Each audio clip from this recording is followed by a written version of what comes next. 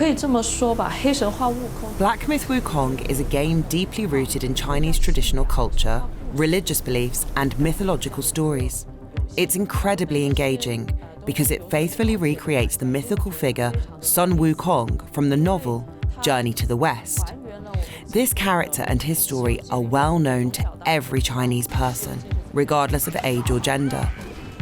I've known the story of Journey to the West since childhood, but when I played Black Myth, I was transported back into that story.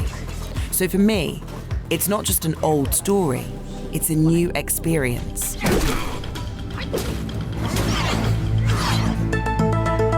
The runaway success of Black Myth Wukong rests in its ability to reanimate a story first told in China 500 years ago. Players are immersed in Chinese mythology, a world of heroes, deities, spirits, and demons.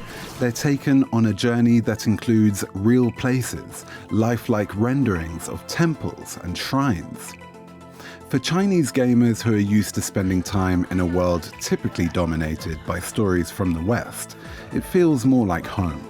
For players abroad, it is a portal into Chinese culture, and that's what makes it a breakthrough for China's gaming industry. What's really exciting about the game Black Myth Wukong is its blend of cutting-edge technology, intricate gameplay, and really deep cultural storytelling.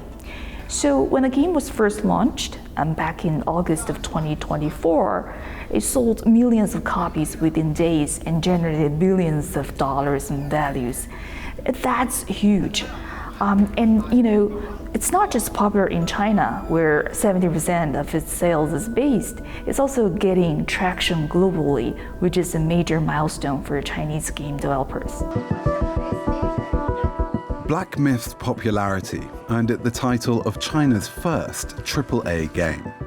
A AAA game typically has a big budget, a big team behind it, and a long production timeline.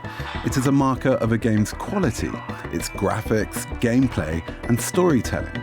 These are not the kind of games that Chinese developers have been known to produce. Chinese game studios have generally focused on games with shorter development cycles, lower investments, and faster returns. Those games have shorter play times and quicker monetization, but they don't deliver rich, memorable, and profound experiences. This explains why Black Myth Wukong as a AAA game has sparked so much discussion. It challenges the stereotype of China as a producer of inferior games.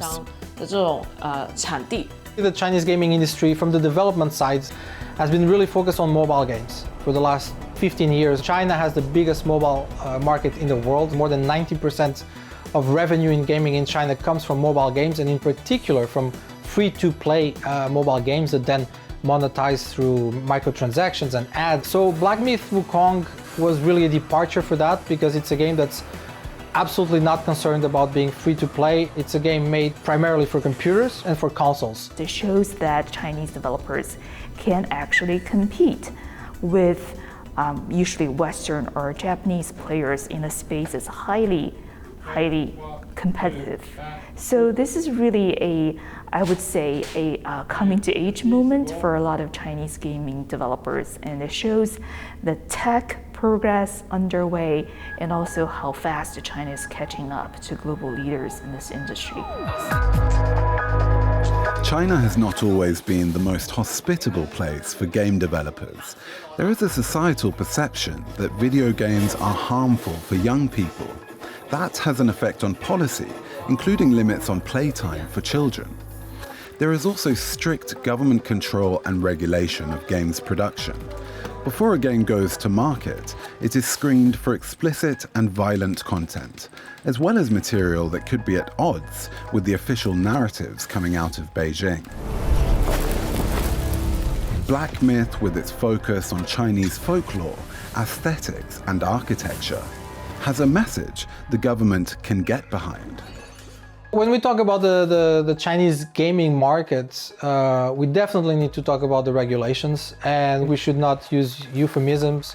There is definitely censorship But there's a misconception that the government will get involved in every aspect of entertainment in China. Black Myth Wukong had investments from the local government, from Hangzhou, but I don't think the government, local authorities ever sat down with them and said, okay, you need to do this or you need to do that. The Hangzhou government was a big supporter of the developer behind the game Black Myth Wukong in terms of providing policy support, investment funding, and actually reserving extra studio place for the game studio to grow. So I think the government is coming to this realization that gaming is not just a pastime, it's actually a strategic industry. We see gaming hardware sales goes up because of Wukong's success as people are purchasing hardware in order to play the game better. And also local tourism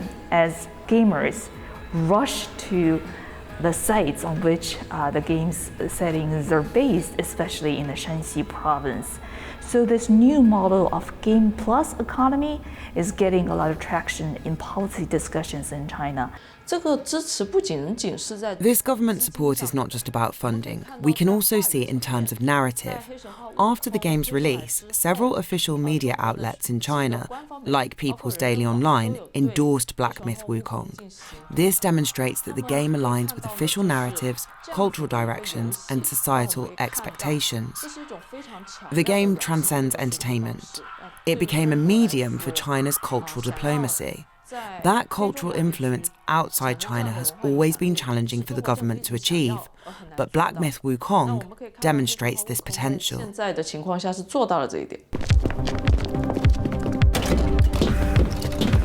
China's diplomatic approach has shifted in recent years, moving away from what was once called wolf warrior diplomacy, a term inspired by an action movie, Wolf Warrior, which came out in 2017.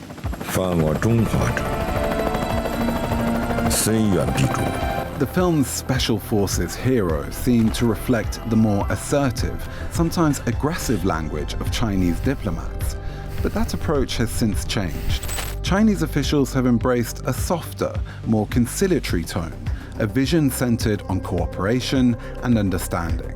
中方愿意同美国新政府一道，在两国元首的战略引领下，本着相互尊重、和平共处、合作共赢的原则。 There does seem to be a shift, at least on the margin, from the aggressive style of wolf warrior diplomacy to a softer, more engaging style of cultural diplomacy.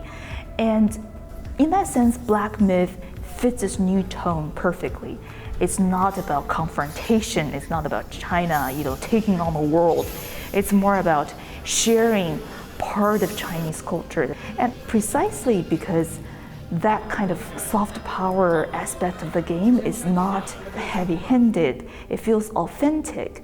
That actually contributed to the game's appeal as a cultural product. Globally, there's a lot of attention on how China promotes its culture, especially with the wolf warrior style of diplomacy in recent years. This approach, which presents Chinese culture in a very forceful, hypermasculine manner, has been met with a rather unaccommodating attitude from Western governments and media, which is understandable.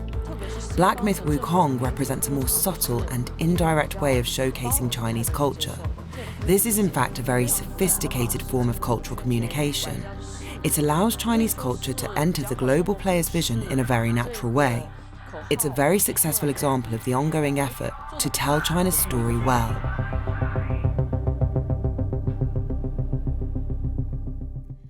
Thank you for watching. Hit that like button and leave us a comment to let us know what you thought about anything we covered this week. And don't forget to follow us on social media. The links are in the description, and you can also subscribe to our newsletter for updates from the show.